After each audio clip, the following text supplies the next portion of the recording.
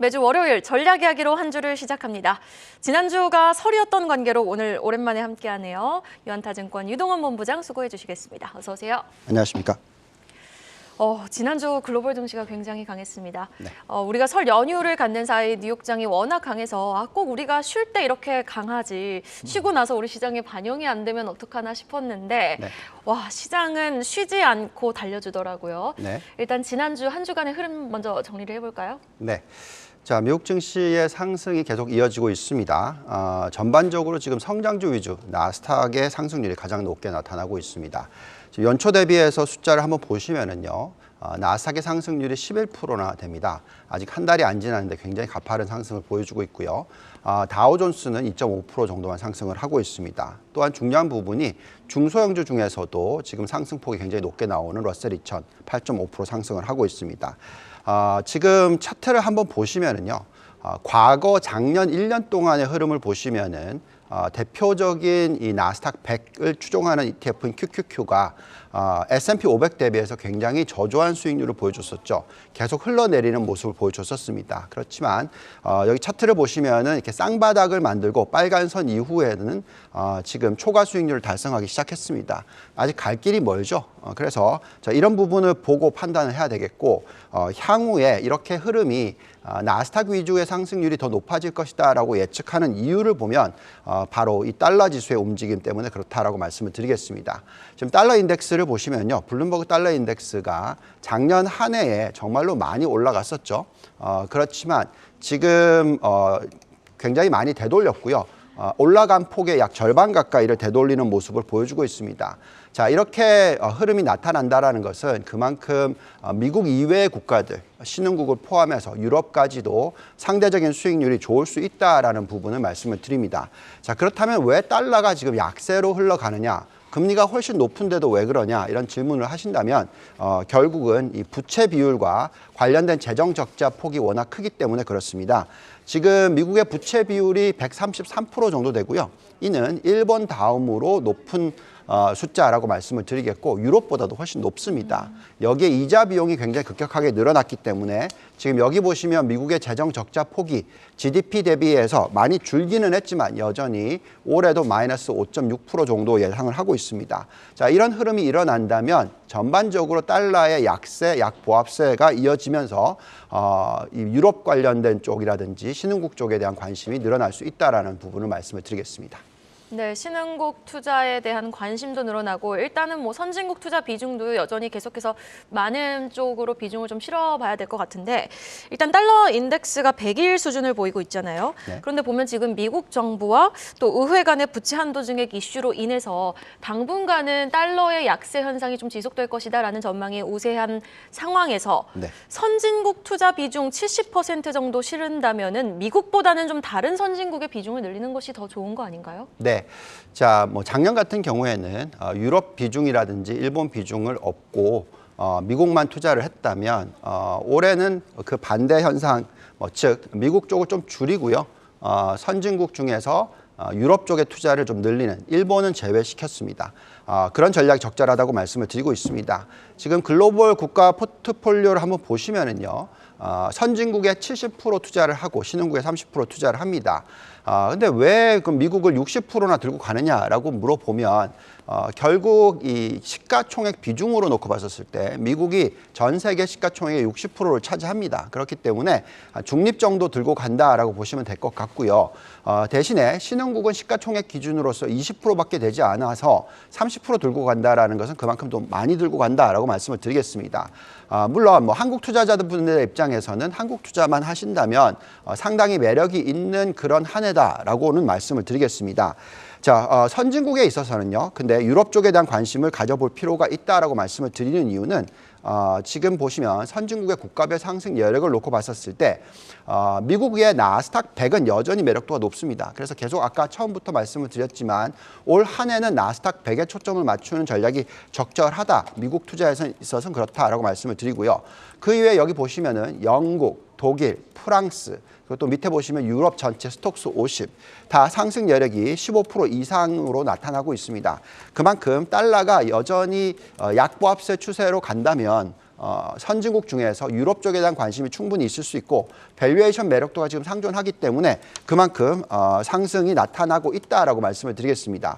특히 최근에 보시면은요, 자금 흐름의 추세가 나타나고 있는데 유럽 쪽이 계속 자금이 빠져나갔었습니다. 그런데 지난주에 보시면 드디어 플러스 전환을 했고 그만큼 자금 유입이 유럽 쪽으로 지금 일어나고 있다라는 말씀을 드리겠고요. 또 그렇지만 그렇다고 해서 미국을 전혀 투자하지 말라는 얘기가 아닌 것이 미국의 경기 침체가 일어나는 타이밍이 올해가 아닐 거라고 계속 말씀을 드리고 있습니다. 소프트 랜딩에 성공을 할 수 있다라는 가능성에 대해서 저희는 더 무게를 두고 있고요. 그 이유는 그만큼 개인들의 부채 비율이 낮고 순자산 가치가 높기 때문에 지금 부채를 써서 성장률을 높인다 하더라도 그만큼 펀더멘탈이 나빠지는 정도가 그렇게 크지 않을 것이다라고 판단하고 있기 때문에 그렇습니다. 네, 그럼 선진국 안에서 한 60은 미국에, 10은 유럽의 비중을 실어보자라고 조언해 주신 가운데 무엇보다 지금 외국인의 자금이 강하게 신흥국을 향하고 있지 않습니까? 신흥국 투자 관련 비중은 좀 어떻게 실어보는 게 좋을까요? 네.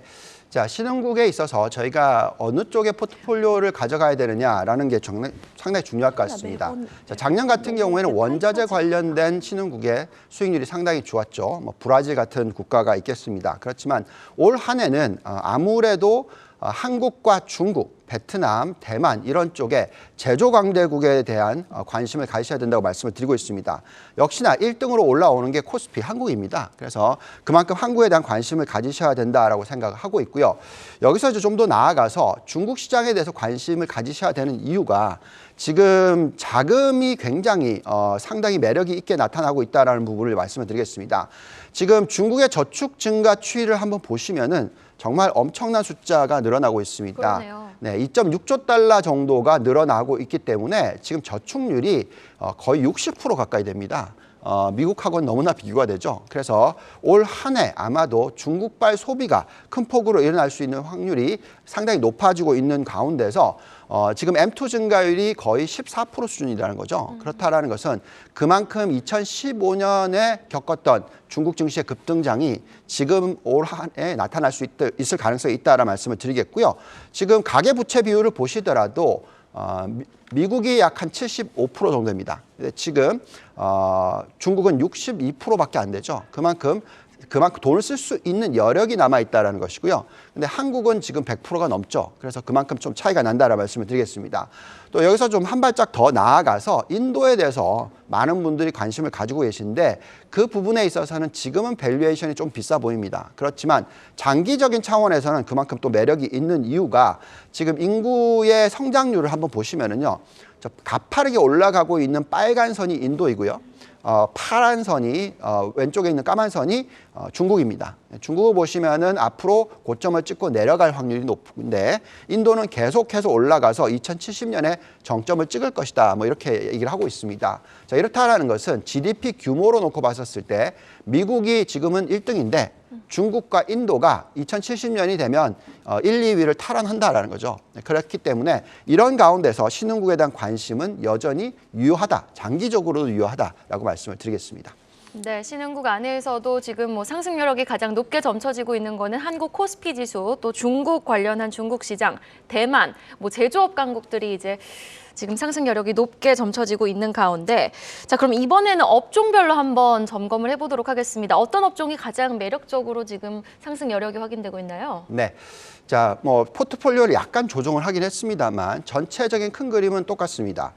성장주 70% 투자를 하고요. 가치주 30%를 투자를 하는데 여기에 보시면은 성장주 중에서는 바이오 헬스케어를 약 5%를 줄이고 이 5%를 전기차, 전기차 부품 쪽으로 더 늘렸습니다. 그래서 3대 대표 업종이라고 하면 반도체, AI 뭐 관련돼서 이 자동화 이런 부분에 있어서 로봇 관련 또 여기에 포함이 됩니다. IT 업종 20%고요. 그다음에 또 신재생 에너지 20%, 전기차 부품 쪽을 20% 이렇게 가져가는 전략을 펴고 있습니다.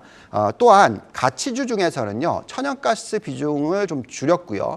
반대로 소비, 여행 쪽을 늘렸습니다. 그만큼 최근 들여다보니까 소매 판매 추이라든지 또 은행의 실적 내용이라든지 여행의 증가 같은 것을 보고 있을 때 미국은 아마 소프트 랜딩, 연착륙에 성공할 것이다라고 생각이 들고요.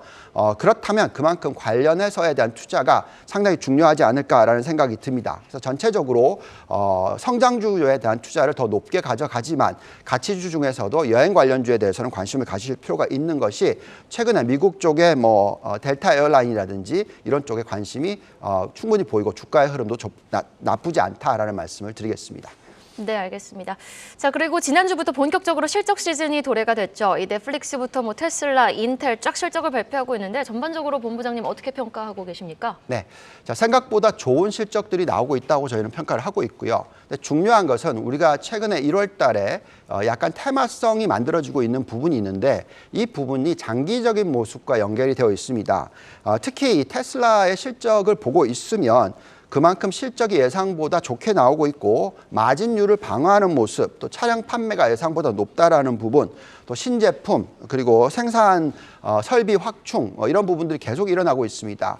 여기서 지금 테슬라가 얘기하는 것 중에서 에너지 인프라가 정말 중요하다라는 얘기를 하고 있어요.